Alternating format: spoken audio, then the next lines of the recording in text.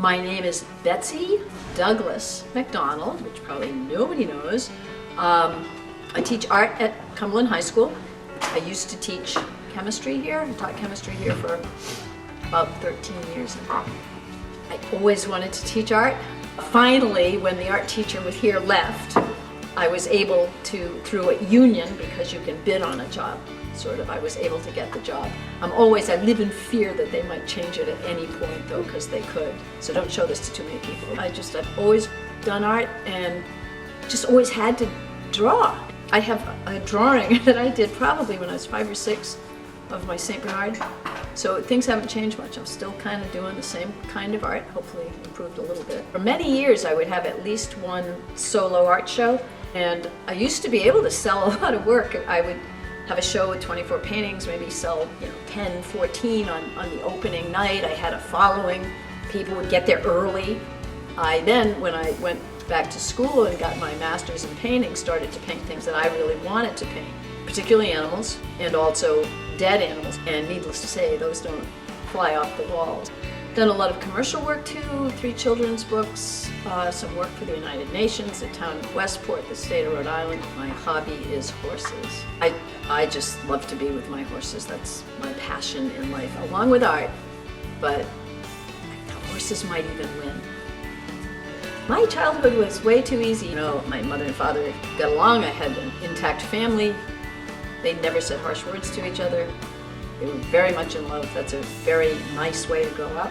Now I get teary-eyed because I just can't believe what some kids have had to grow up with. My father, however, did die when I was 23. I might have had it really easy until then, but then I lost him, and then I lost my brother also, who was a little bit older and who I adored. So I had a very nice life. 65, that's very different from a 25-year-old or 30-year-old teacher. I think it's easier probably when you're a little younger. The one thing I hope that comes across is that they know that I really am interested in them, that I really care about them, that I'm really interested in what I teach. So I think probably you can relate to your students as long as you have that. I also like to think that I'm pretty straightforward and honest, and what you see is what you get. I'm not faking anything. And I try to treat them all with respect. You never know, every once in a while somebody will say something nice and I'll be surprised, like you.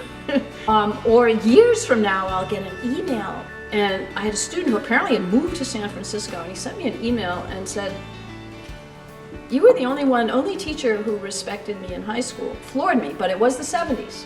And he was kind of a blatantly gay guy, so maybe he did have a hard time. Pleased to know that there are students out there who think that I really care about them. Maybe some of them think I push too hard because I care too much about my subject. One major struggle in teaching art, which is very different from science, is in grading art. I virtually can't say this is a better piece of art than that, because it's a very individual thing. It's a mode of expression. One can't really be better than the other. I guess the other struggle is disrespectful students. That's always a struggle for me, because sometimes I feel that I have to be more of a tough guy, and that's just not my style. I would rather explain and work with kids. There's the other part of it is I have to understand where kids are coming from and what's going on at home, and that maybe art is not that important to them, and I have to understand that it doesn't have to be. I know how energizing and exciting it is for me when I create art and it finally comes together. It's always a struggle. I think kids expect it to just happen. It doesn't happen. It doesn't just happen. You really have to work through it. I don't like to do a lousy job at things. If I want to do something, I would like to do it well. Just want to do a good job.